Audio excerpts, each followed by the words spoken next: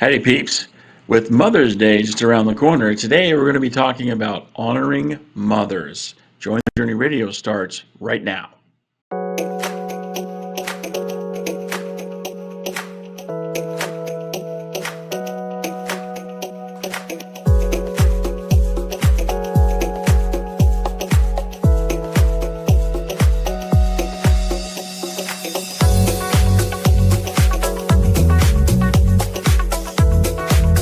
Welcome to the infusion of positive energy into the lives of single Latter-day Saints everywhere.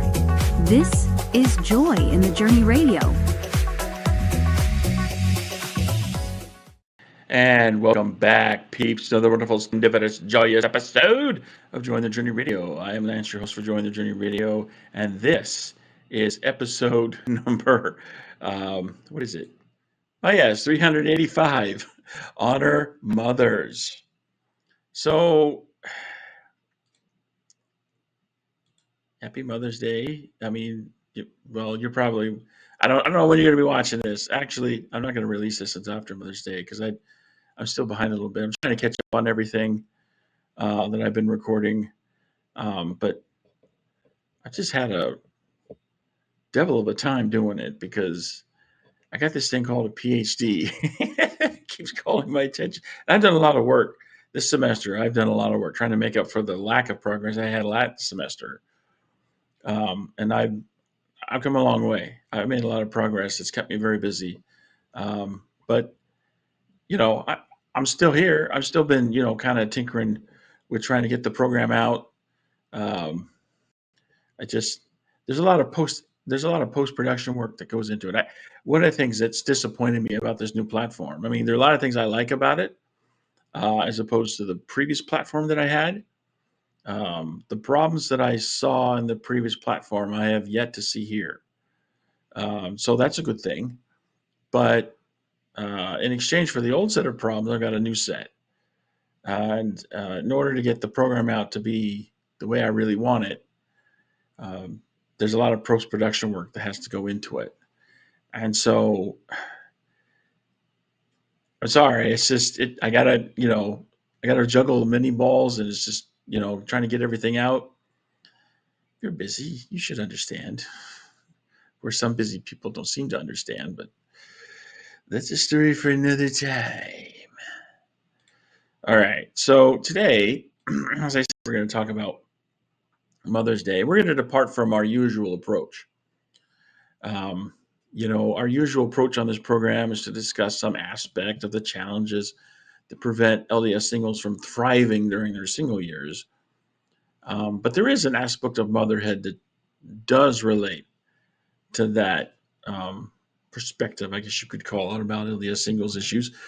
For many years, the mark of belonging in Latter-day Saint culture has been being married with kids.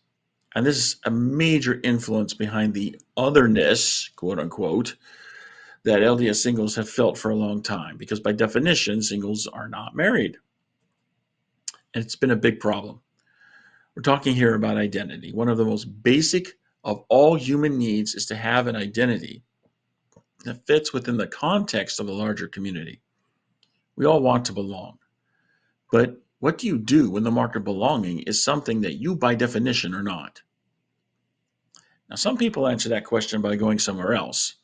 For a long time, singles who fail, for whatever reason, to obtain the marker of belonging in the larger culture have been leaving the church.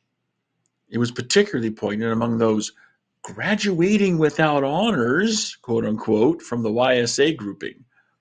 Efforts such as the mid-singles program have simply kicked the can further down the road, because all these efforts have done is move the boundary between comfortable acceptance, quote unquote, and some god-forsaken wilderness, and they just move that boundary to a later time in life. They're not really addressing the ways that people think or the assumptions that underlie that thinking. Still, others are not ready to leave LDS society, but they intentionally do not attend church on Mother's Day, because hearing people talk about what they yearn to have but just can't seem to have no matter what they do just rubs too much salt in the wound. So instead of dealing with their identity issue, they simply avoid the confrontation altogether. Of course, avoidance doesn't solve anything. It may actually make the problem worse because it allows sores to fester and canker that feeds bitterness and resentment. That's not a happy place to be. Here on Join the Journey Radio, over the years we have approached Mother's Day from multiple directions, and many of which are intended to tackle that identity problem head on. Today, I'd like to do something different. Today, I would like each of us to take a moment and reflect with gratitude on our own mothers, and in that space of gratitude, allow the Spirit to teach us what we each need to learn. In this way, we each will honor mothers. I can't help but remember my own mother. I'm still grieving for her. She passed away in October 2023, October 11th to be exact. I still remember very well the moment I learned of her passing. So it was a Wednesday, and I had uh, driven to campus because I was scheduled to give a presentation that morning. And so the presentation was about some of my research. And so I remember parking the car, and it was around 8 o'clock in the morning. And of course, at 8 o'clock in the morning on a university campus, there's plenty of places to park your car. Come later, like after like the 10 or 11, you're going to have a harder time finding a parking spot. But at 8, yeah, there's still, I mean, there's people there, right? But a lot of the students that would take up the parking spots are still in their bed. So, I'm like, yeah, I find me a parking spot. And I remember getting out of the car and um, starting to make my way from the parking lot on the north end of campus. And I got to go halfway through the whole of campus to get to the building where I was giving my presentation. So I was gonna hike it in.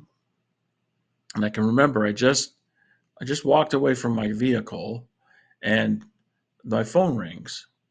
And I look at my phone and I see that it's my dad calling. Now my dad is not living in the same time zone I live in. He's like a couple hours behind me. So, 8 o'clock in the morning for me is 6 o'clock in the morning for him. So I'm wondering, why is he calling me at 6 a.m.? So I answer the phone. Of course, I want to find out. And he was very sober as he told me that my mother had passed sometime in the night. And I thought, well, this is just brilliant. I mean, I'm happy that she's passed in the sense that she had a lot of pain toward the end of her life. Um, she had the onset of dementia. She had a whole host of mental illness issues that preceded the onset of dementia. There was a lot of pain from all kinds of sources.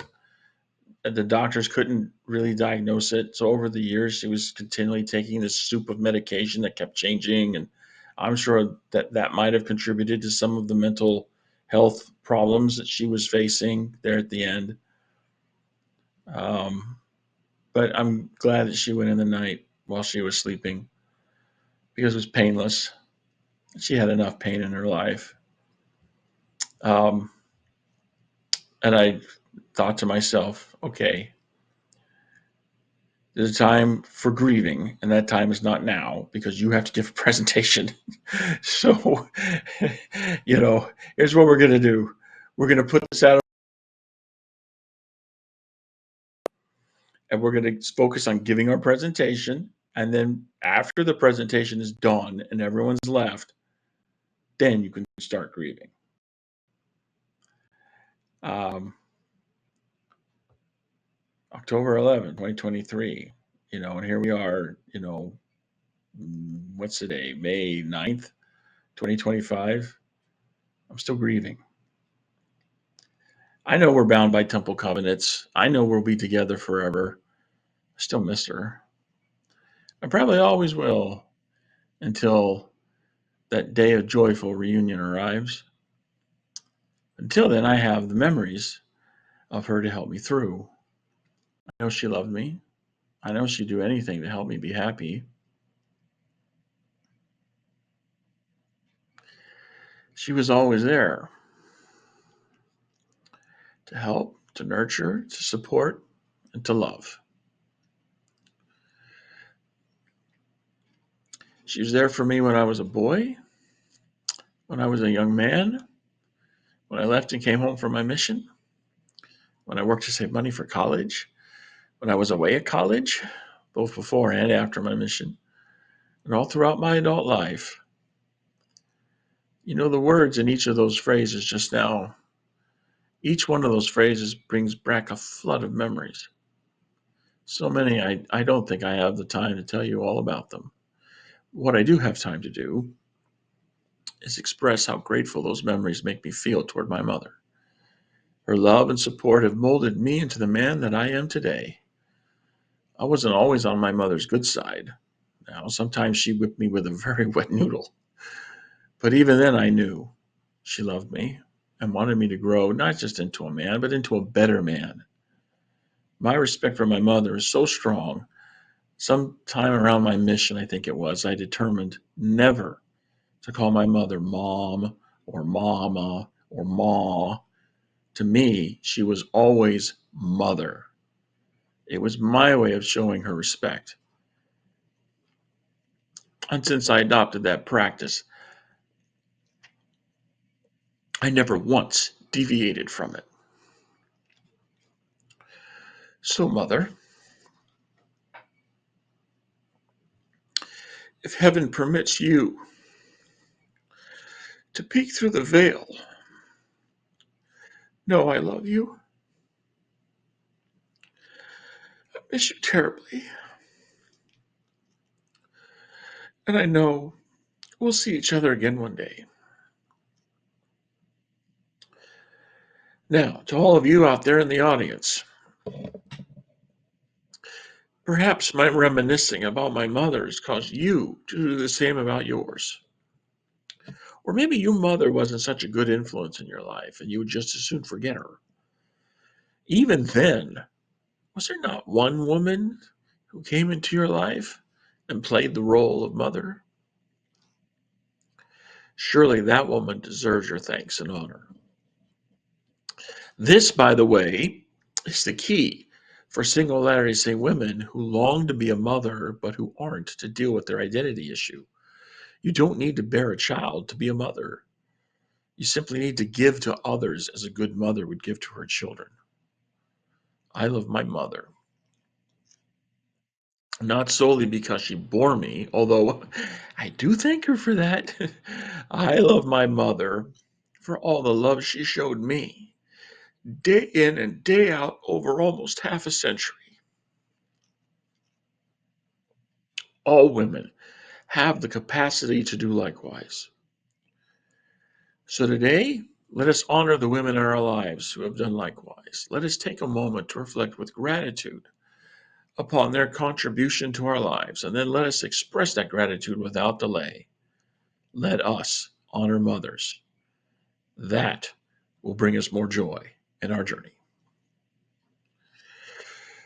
Well, peeps, that's all for this episode of Join the Journey Radio. I don't see anyone in the chat. If I did, I'd be willing to answer questions, entertain discussion, but there's no one there. So thanks to everyone for joining in. If you have something you'd like to say about what we've discussed here today, please leave a comment down below. If you have a topic or question you'd like to see addressed, hey, we're happy to help. Just leave a comment down below. If there's something that we can do to help you overcome the challenges of LDS singles life, then yep, you got it. Leave a comment down below. You can also go to the contact page at jointhejourneyradio.com/contact. Send us a message. As always, don't forget to like, subscribe, and share our content that you find helpful so the algorithms can push that content you find helpful to other LDS singles so they can be helped as well. And until next time, don't ever forget, there is joy to be had all along your journey. So take that joy and journey on.